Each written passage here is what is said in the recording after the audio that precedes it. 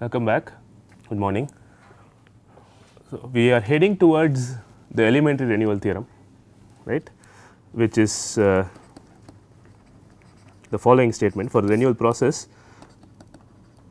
elementary renewal theorem, it says limit t tending to infinity expectation of n t over t is equal to 1 over x bar. Okay. This is not a direct consequence of the strong law, as I already mentioned, and the proof of this is somewhat non trivial. So, we need to build up some machinery to prove this. Okay. So, somebody pointed out to me yesterday, I think I should tell you this. So, you have, see, strong law says this, right, says limit t tending to infinity n t over t is 1 over x bar, right, almost surely, right. So, if you look at this n t over t as a sequence of random variables indexed by t, it is an uncountable index, but you have this almost sure limit of 1 over x bar. So, elementary renewal theorem, it just looks like you are looking at the expectation of the sequence, right. Normally it is not the case that if you have a sequence x n converging to some x, almost surely it is not at all the case that expected x n converges to expected x n, not true, alright. There are conditions under which this is true. The most famous celebrated condition under which you can, so to speak, interchange the expectation and limit is the monotone convergence theorem. So, if x n converges to x almost surely and monotonically, then expectation of x n converges to expectation of x, and then likewise there is a dominated convergence theorem. If x n is dominated by a random variable whose expected value is finite, then you can again interchange. Neither is true for n t over t. N t over t as a sequence in t, I drew some sample paths, right. So, it jumps and then goes down and then jumps and then goes down, it is not monotonic, right, it is certainly not monotonic in t and neither is it dominated in t, right.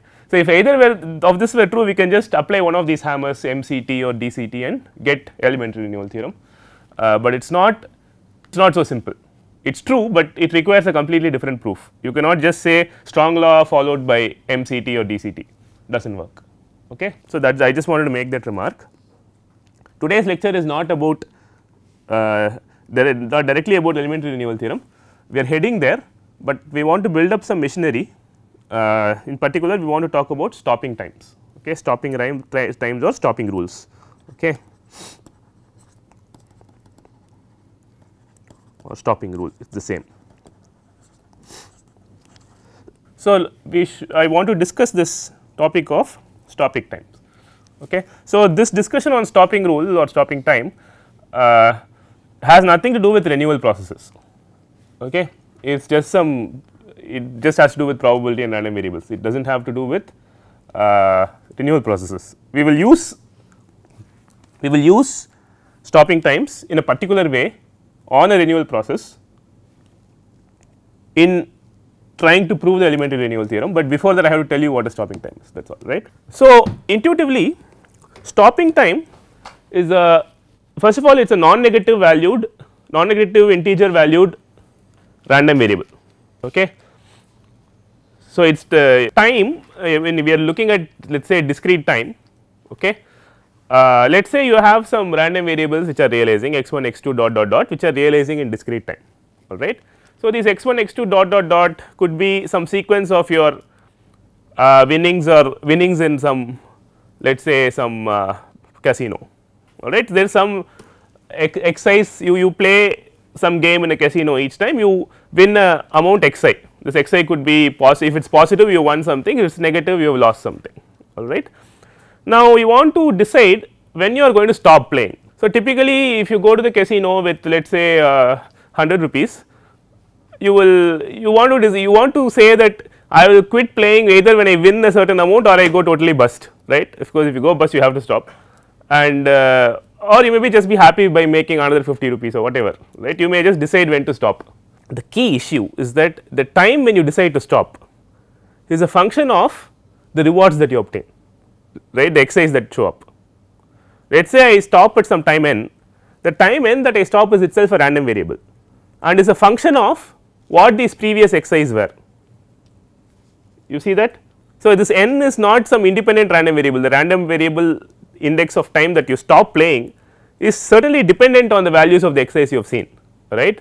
So, if you had a bunch of very good winnings, you may just make 50 rupees more and say okay I am very happy I will stop, or you may just lose all your money and just get out, right. So, when you stop, the index of time that you stop is very much a function of the is data dependent, so to speak, it is dependent on the xi's that you see, right. This kind of a situation is called a stopping time. This is all there is, intuitively this is all there is. What is the key issue in a stopping time? The key issue is that whether you decide to stop at a particular time or not to stop is only a function of the random variables you have seen so far. Suppose I told you ahead of time that you played for 21 times, I tell you the 22nd time you will get a very good reward, you will tend to not stop, right, you will play. Or if I tell you that 22nd time you are going to get ruined, you will stop, right. But this is not a stopping rule. Why? Imagine you could do this, right. Imagine you had some extra information about your slot machine or whatever it is that you are playing. If you knew what is going to come, right, you can really make a lot of money out of this, and of course casinos will hate you for this, right. So, but this never you can never really do this, right. If you had some side information on what the slot machine is going to produce, right, you can look ahead and decide to stop or not stop, right. This is not a stopping rule because you are looking ahead, that is not allowed, okay. So, a stopping rule is this non-negative integer valued random variable, it is the time that you stop, that is why it is called a stopping time. You stop based on what you have seen so far, it is only a function of what you have seen so far, okay. You are not allowed to look into the future, okay. This is all there is intuitively, okay. It is actually intuitively very easy to understand what a stopping rule is, but one has to define it mathematically, right. So, that is what we will do, okay. So, in this particular section on stopping rule and stopping time are the same thing, people use it interchangeably, and in this section you can just forget all about renewal processes, okay. It is just about some random variables, okay. So, I will give you a slightly informal definition, I will also give you a formal definition which involves some sigma algebra and all that. If you know it, great, if you do not know it, it's forget, it's okay, we do not need it, okay. So, let us say that x1 x2 dot dot dot are random variables, okay. So, stopping rule we will denote by j, okay. So, a stopping rule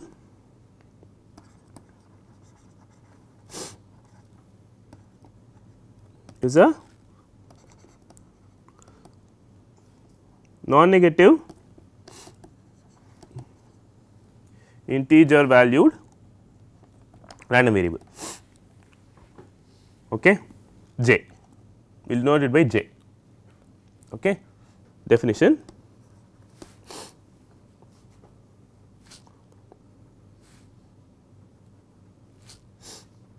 j is said to be a stopping rule for the sequence of random variables x1 x2 dot dot dot if for each n the event j equals n is a function of x1 x2 dot dot dot till xn, okay. Okay. Actually some people put indicator j equal to n, maybe you can put an indicator here, okay. It does not matter, right, indicator of an event is just 1 if the event is true, 0 otherwise, okay. If the random variable, if the indicator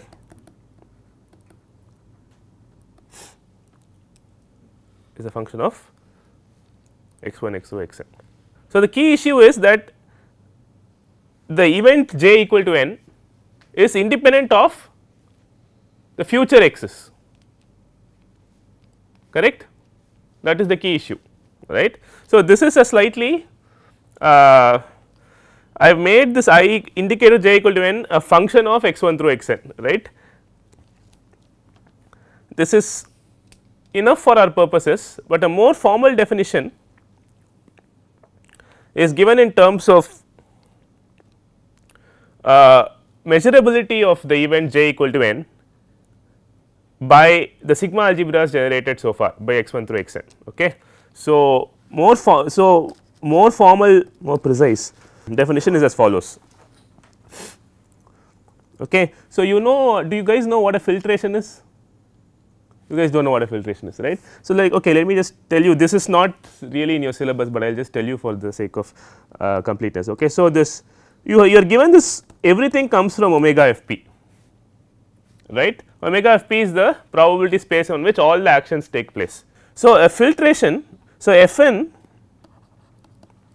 is called a filtration if it's, so a filtration is basically a sequence of increasing sigma algebras such that all these f n's are sub sigma algebras of f, and these f n's get progressively bigger. Okay. So, you can think of, you know, what is really happening here is that you have, let us say n is just time, as more and more random variables get revealed in time, your knowledge, so to speak, of the sample space on what event occur and what does not occur gets bigger and bigger, right. You get more and more information, and this more and more information is captured by this sequence of increasing sigma algebras, all right, this f n's. Okay. And of course, all these f n's are sub sigma algebras of f, right. This f is a very big sigma algebra which measures everything, right, and f n is basically the information available to you till n. Okay. So, a formal definition of a stopping rule, a more precise definition is that j is said to be a stopping rule with respect to the filtration f n if the event j equals n is f n measurable for each n. Okay. So, this is the precise definition of a stopping rule. It is a non negative integer valued random variable j, and for every n, the event that you stop at n, j equal to n, must be f n measurable. Remember that f n is the sum total of all information you have at time n. So, using only the information available at time n, you have to decide whether you stop or not. Okay. So, that is what a stopping rule is. So, in our setting, so this bit, okay, this going till here, this bit you can, I will not hold you responsible for this, knowing this measure theoretic definition, but it is good to know if you are at all familiar with how these sigma algebras capture information, and these growing sigma algebras can be used to capture information that is evolving in time, this is useful to know, all right. Now, for our purpose, this f n is simply the sigma algebra generated by the random variables x 1 through x n. Given any such set of random variables, I can talk about the sigma algebra generated by those random variables. Okay. So, in our setting, the setting that the definition which is sort of the definition we will use, this guy, there I am saying j indicator j equal to 1 is a function of x 1 through x n. What I really should be saying is the event the j equal to n is measurable under the sigma algebra generated by x 1 through x n. f n in that case is just sigma algebra generated by x 1 through x n. Okay. Okay. So, this is the definition we will use practically, and everything that is below is just for your just for you to know, right, and I will not I do not assume. So, this course we do not do too much into measure theory and all that, right, good. Okay. So, now there is one little remark I want to make. So, we have said that the stopping rule is a non-negative integer valued random variable, right. So, by random variable I implicitly mean that the random variable takes finite values with probability 1. A random variable is a map from omega to r, right. So, it has to take finite values with probability 1, which means that a stopping rule you should be able to eventually stop with probability 1, only then it is a stopping rule. So, there are a little more generally you can talk about defective stopping rules, which is which satisfies this property of not looking ahead, but it may not stop with probability 1. You may not be, there may be a positive probability that you never stop. Okay. So, for example, if you go to a casino with some amount of money, and typically if you go to a casino you are more likely to lose than to win, which is why casinos even exist. Say you saw that you will go and say that I will stop, you can borrow any amount of money, I will stop only if I double my money. Okay. You can show that in this kind of a setting there is a positive probability that you may never double your money, you may just keep going down, okay, because there is more likely that you will lose, right. This kind of a setting, of course, you are not allowed to look ahead, but the issue is that you may, with positive probability you may never double your money, right. So, that kind of a stopping rule is called a defective stopping rule, because it is a stopping rule, yes, but it is a defective random variable, meaning that it can be infinite with probability greater than 0. Okay. So, such a stopping rule is usually called a defective stopping rule, because it is not quite a random variable, it can be infinite plus infinity with probability greater than 0. Okay. So, that is, so this random variable, so when I say stopping rule, it usually means it is a random variable, which means you stop with probability 1. Okay. And usually there is a chance that you may not stop, if it is not clear a priori whether you are going to stop with probability or not, you can say possibly defective stopping rule, right. So, possibly defective stopping rule still satisfies this j equal to n is only a function of x1 through xn, except that you may not stop with probability 1. Okay. That is just a remark I wanted to make. So, if I give you an example, so let us say you go with 100 rupees to a casino, you go saying that I will stop after playing 5 times. Is that a stopping rule? This is a very trivial example, I am going to always stop, I am only going to play 5 times, think about it. So, in this case what the random variable j is constant, is equal to 5, right. Is this, does this depend on future values? It does not depend on future values, I am not looking ahead, right, correct. So, it should be a stopping rule, no, it is finite, obviously it is finite with probability 1, j equal to 5, there is a stopping rule, no. See, okay, in this case j equal to 5, it is a constant random variable, a constant random variable is well, it is measurable under what is the, I mean the, okay, if you look at this sigma algebra language, it is measurable under any trivial sigma algebra, right.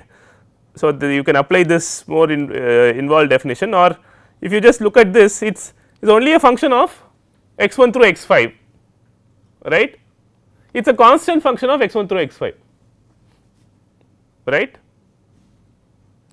I always stop at 5. So, I do not look ahead, that is all that matters. So, it is a stopping rule if I stop at 5. Okay. So, that is one trivial example.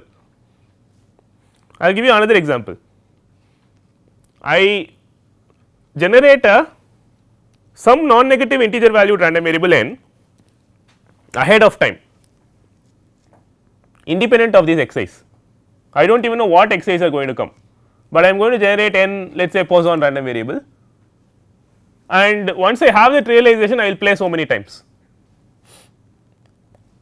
So, where n, so here n let us say in this case j, right, is some Poisson random variable or whatever non-negative valued random variable independent of the xi's. Is this a stopping rule?